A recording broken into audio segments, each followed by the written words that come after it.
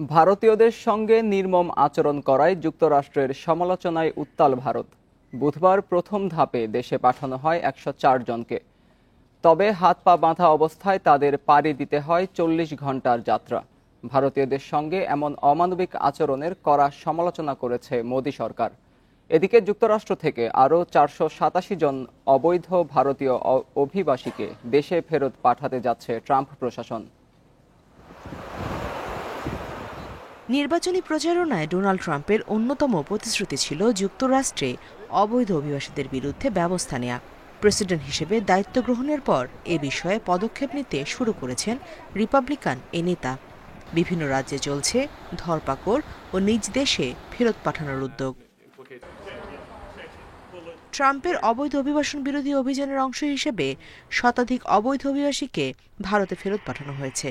বুধবার ১০৪ জন ভারতীয়কে নিয়ে পাঞ্জাবের অমৃতসরে পৌঁছায় মার্কিন সামরিক বিমান। তবে অভিযোগ উঠেছে অমানবিক নির্যাতনের। হাত পা বাঁধা অবস্থায় তাদের পাড়ি দিতে হয় ৪০ ঘন্টার যাত্রা। ডিটেনশন সেন্টারে আমাদের হাত কড়া পরানো হয়েছিল, আমাদের পা এবং হাতে কড়া পরানো হয়েছিল, এমনকি মহিলাদেরও। কেবল শিশু এবং ১৮ বছরের কম বয়সীরা এর বাইরে ছিল। আমাদের কোনো শৌচাগারের সুবিধা দেওয়া হয়নি, এমনকি খাবারের সময়ও কড়া খুলে দেয়নি। অবৈধ ভারতীয় অভিবাসীদের এমন অমানবিক যাত্রা নিয়ে উত্তাল হয়ে ওঠে ভারতের সংসদ অধিবেশন। ভারতীয়দের প্রতি এরকম অমানবিক আচরণের জন্য মোদি সরকারের ব্যর্থতাকে দায়ী করেন বিরোধীরা। মুলতবি হয় লোকসভা ও রাজ্যসভার দুকক্ষই।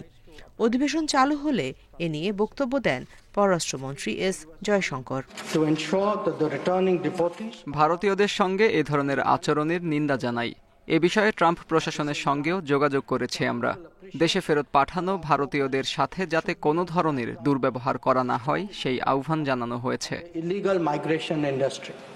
অবৈধ ভারতীয় অভিবাসীদের যুক্তরাষ্ট্র থেকে দেশে ফেরত পাঠানোর রীতি নতুন নয়। ২০০৯ সাল থেকে এই প্রক্রিয়া চলছে। গত ১৫ বছরে ১৫,৭৫৬ জন অবৈধ ভারতীয় অভিবাসীকে দেশে ফেরত পাঠিয়েছে যুক্তরাষ্ট্র। এদিকে বর্তমানে বিশ্বের ৮৬টি দেশে বিচারাধীন এবং সাজাপ্রাপ্ত ভারতীয়দের সংখ্যা ১০,০০০-এর বেশি। যুক্তরাষ্ট্র ছাড়াও এ তালিকায় রয়েছে সৌদি আরব, কুয়েত, সংযুক্ত আরব আমিরাত, Qatar, Nepal, Pakistan, Sri Lanka, Spain, Russia, Israel, চীন, বাংলাদেশ এবং Argentina. Nusrat Serin, Independent news.